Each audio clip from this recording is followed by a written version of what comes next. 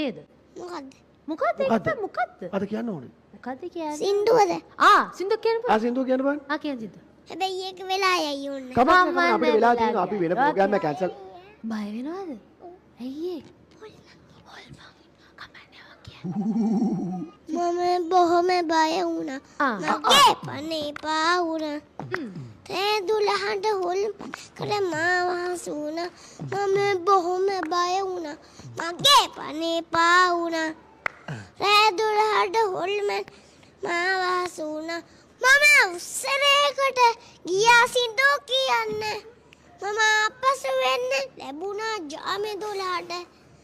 බැහැලා පාරට හැරුණා කානත් දෙසට මගේ ගිටාර එක අතට අරගෙන යන්නේ යනකොට ෂොක්යක් ඇසිලාම ආපසු බලන්නේ කලට කළු බල්ලෙක් එකට වෙන්නනේ බුරාගෙන මට මම හැරිලා පස්සට ආපසු දුවනේ කලට කළු මිනිහෙක් කුසට හිටියනේ පාරේ හරහාට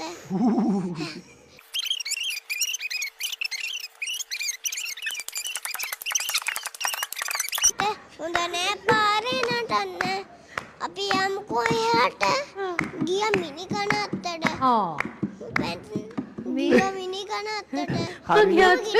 පොඩ කියන මේ. එයා පටන් ගන්න කලින් කිව්වා.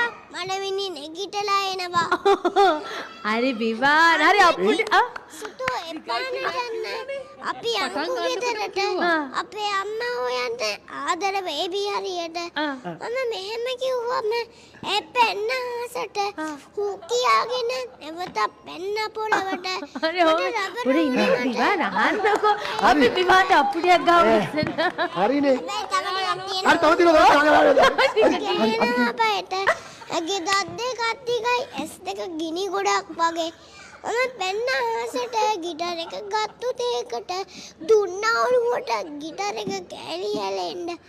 ඒ ශබ්දය ඇසිලා කුර කරුවනේ ගිටලා මට වතුර පොවලා ගැස්සුවා ගෙදර ගිහිල්ලා මේ විස්තරේ අහලා අපේ අම්මා බය වෙලා මට